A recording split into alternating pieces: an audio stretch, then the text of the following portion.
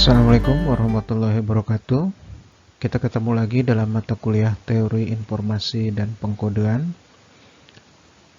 Pada sesi kali ini kita akan membahas tentang teori informasi. Oke, sebelum mulai, siapakah beliau? Oke. Nah, beliau adalah Claude Edward Shannon, di mana dasar perkembangan komunikasi digital modern ini mengacu pada terobosan sebuah paper yang berjudul A Mathematical Theory of Communication yang ditulis oleh Shannon ini ya, pada tahun 1948. Nah, oleh karena itu Shannon kemudian dikenal sebagai Bapak Komunikasi Digital, karena kemudian yang menjadi dasar perkembangan komunikasi digital modern adalah teori yang dikembangkan oleh Shannon ini. Oke, kita lihat model komunikasi digital. Sebuah sumber informasi kemudian akan dirubah menjadi pesan berupa simbol-simbol, kemudian masuk ke proses coding. Nah, dalam proses coding ini simbol-simbol tadi kemudian dirubah menjadi urutan bit-bit data ya. Urutan bit data inilah yang kemudian akan dikirimkan melalui kanal komunikasi. Nah, di dalam kanal komunikasi ini akan dipengaruhi oleh noise atau distorsi. Nah, kemudian informasi yang sudah dikodekan oleh encoder tadi akan dikirimkan dan masuk dalam proses decoding. Ya, di dalam proses decoding ini kemudian urutan bit-bit data tadi akan dirubah kembali menjadi simbol-simbol pesan seperti yang dikirimkan oleh sumber informasi. Kemudian informasi tadi sampai di tujuan. Nah, model inilah tipikal model yang akan kita gunakan. Model komunikasi digital ini dalam membahas tentang teori informasi dan pengkodean. Nah, kanal komunikasinya itu bisa macam-macam ya. Ada kanal komunikasi dengan kabel, ada kanal komunikasi tanpa kabel, wire and wireless ya. Misalnya untuk komunikasi seluler, atau misalnya penyimpanan data pada CD, hard disk ya, CD, DVD, komunikasi luar angkasa ya, space communication, dan komunikasi seluler. Bahkan kanal termasuk juga ini ya. Kenapa demikian? Nanti mungkin Anda bisa elaborasi lebih jauh tentang kanal yang ini ya. Oke. Apa permasalahan yang dihadapi oleh Shannon dalam hal komunikasi ya? Shannon mendefinisikan bahwa masalah mendasar komunikasi adalah bahwa mereproduksi pada satu titik, baik secara tepat ataupun perkiraan, dari pesan yang dipilih pada titik lain. Jadi permasalahannya adalah reproduksi dari pesan, reproduksi dari informasi. Tadi setelah dikirimkan oleh sumber, kemudian melalui proses encoding, di kanal dipengaruhi oleh noise atau distorsi. Nah, proses decoding sebenarnya adalah proses reproduksi tadi ya. Oke.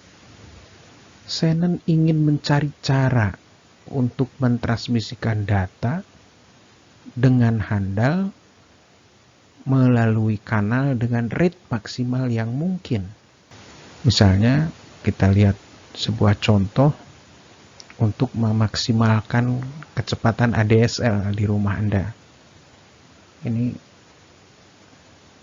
ADSL mungkin sekarang, kalau dulu kita pakai internet dengan ADSL ya, Asynchronous Digital Subscriber Line. Sekarang mungkin sudah pakai FTH ya, Fiber to Home, udah pakai fiber optik semua ke rumah. Nah, dia berpikir tentang masalah ini, bagaimana bisa mentransmisikan dengan handal, dengan rate yang maksimal yang mungkin. Kemudian dia menemukan solusi tadi beliau tulis dalam sebuah paper ya, tahun 1948 yang berjudul tadi Mathematical Theory of Communication. Nah, dalam makalahnya ini dia membangun sebuah teori untuk masalah komunikasi yang handal, yang sekarang kita kenal sebagai teori informasi atau Descendant Theory, untuk menghormati beliau ya sebagai penggagas dari teori ini.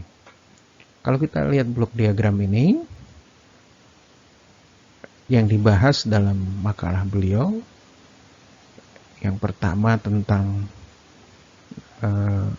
teori informasi, yang kedua tentang pengkodaan sumber ya, source encoding and decoding, kemudian pengkodaan kanal ya, encoding and decoding untuk kanal. Dua poin ini nanti yang akan kita diskusikan dan bahas lebih lanjut dalam mata kuliah kita. Contoh misalnya untuk disk storage ya. Ini disk storage untuk penyimpanan data ya, kita juga sekarang sudah ada teknologi lain ya untuk penyimpanan data dengan solid state drive ya, walaupun mungkin harganya masih mahal dibandingkan dengan teknologi HDD ya, hard disk drive, tapi dengan kecepatan yang jauh lebih tinggi ya. Oleh karena itu sekarang banyak yang combine untuk operating system itu pakai SSD, dan untuk penyimpanan datanya masih pakai HDD. Oke, kita lihat seperti apa. Kita lihat blok diagramnya seperti ini untuk yang disk storage. Jadi data kemudian di zip, kemudian ditambahkan CRC code ya melalui kanal, kemudian diverifikasi, di unzip, baru sampai ke user. Nah, bagian-bagian tadi kalau kita lihat konsepnya yang di terminologi informasi, teori informasi, bahwa zip ini adalah pengkodaan sumber. Yang dilakukan di sini adalah data compression. Sedangkan proses unzip-nya itu merupakan source decoding ya, atau data decompression. Kemudian untuk CRC-nya ini merupakan pengkodaan kanal, channel encoding, yang bertujuan untuk memproteksi terhadap adanya kesalahan. Kemudian verifikasi CRC-nya itu merupakan channel decoding yang bertujuan untuk error correction ya, jadi konsep untuk source encoding and decoding, kemudian channel encoding and decoding ini diimplementasikan dalam disk storage tadi. Kemudian contoh berikutnya misalnya untuk VCD dan DVD ya. Oke, kita lihat strukturnya seperti ini. Jadi film kemudian akan di encode menggunakan MPEG ya. Kemudian setelah itu di encode menggunakan RS encoding RS di sini adalah Reed-Solomon code ya. Baru ke kanalnya CD dan DVD, kemudian dilakukan decoding, RS decoding, kemudian ke MPEG decoding ya, menggunakan MPEG decoder, baru gambar tadi bisa ditampilkan ya. Nah, konsepnya sama seperti tadi. MPEG encoder and decoder adalah source coding ya, kemudian RS encoding and decoding adalah channel codingnya, enkodean kanalnya. Oke, kemudian untuk teknologi seluler kita lihat.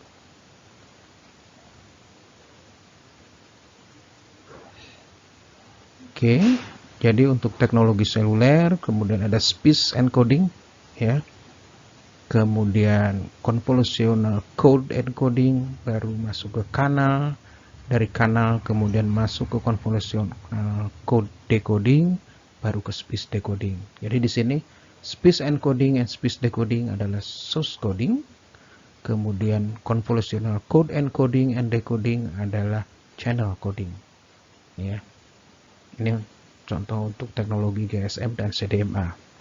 Sekarang teknologi ini juga sudah masuk ke generasi keempat, bahkan generasi kelima sudah diimplementasikan ya.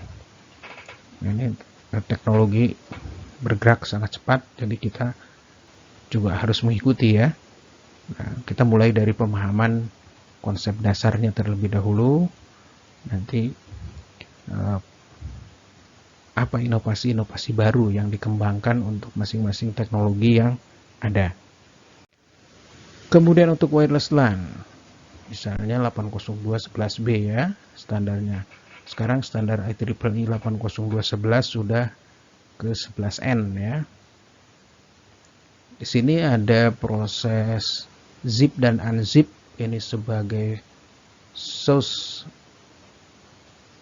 encoding ya, atau source coding, sebagai source coding ya. Zip dan unzip ini sebagai source coding, kemudian convolutional encoding dan convolutional decoding ini sebagai channel code ya, pengkodean kanal. Jadi ada source code, ada channel code-nya, seperti konsepnya yang tadi kita gambarkan di slide di bagian depan. Oke, ini untuk IEEE tadi 802.11b ya. Strukturnya sama ya, B, G, dan N, hanya beda di kecepatan aja ya. CC-nya sendiri convolutional code. Oke, Shannon teori atau teori informasi Shannon yang beliau tuangkan dalam makalahnya yang diterbitkan tahun 1948 ini berisi 3 bagian. Yang pertama adalah pengukuran informasi, measurement of information, kemudian bagian kedua teori pengkodean super, source coding theory, dan bagian ketiga adalah teori pengkodean kanal, channel coding theory.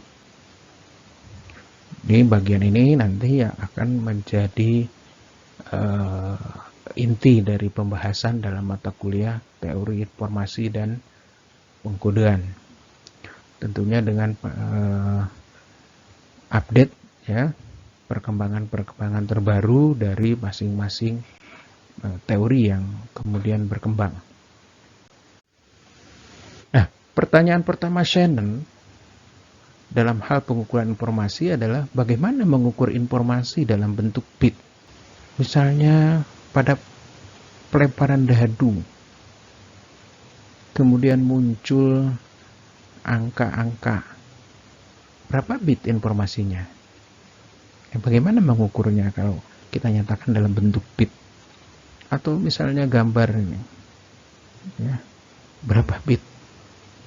Atau misalnya kartu atau tiket gitu ya, atau apa? Ini juga berapa bit nih? Jadi pertanyaannya bagaimana mengukur informasi dalam bentuk bit? Shannon kemudian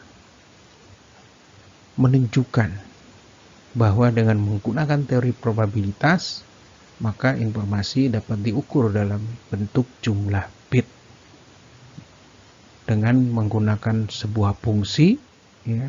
Fungsi ini Hx sama dengan min sigma Px log 2 Px yang disebut sebagai fungsi entropi. Nanti kita akan bahas lebih detail mengenai entropi ini dalam bahasan mengenai informasi dan entropi. Misalkan sebuah contoh yang pertama tadi, pelemparan dadu, ya. Hasil atau outcome-nya adalah angka 1, angka 2, angka 3, angka 4, angka 5, angka 6, ya, sesuai dengan mata dadunya. Tiap kejadian memiliki probabilitas 1/6. Probabilitasnya. Informasi yang diberikan oleh pelemparan dadu adalah dengan menggunakan tadi fungsi entropi, ya, kita mendapatkan nilai 2,585 bit. Jadi untuk pelemparan dadu nilai informasinya adalah 2,585 bit. Kok angkanya tidak bulat? Apa yang dimaksud dengan 2,585 bit nilai informasi untuk pelemparan dadu? Kita tunda dulu jawaban dari pertanyaan tadi. Nanti kita akan lihat jawabannya di sesi berikutnya, ya, pada pertemuan berikutnya tentang teori pengkodoan sumber pertama dari Shannon.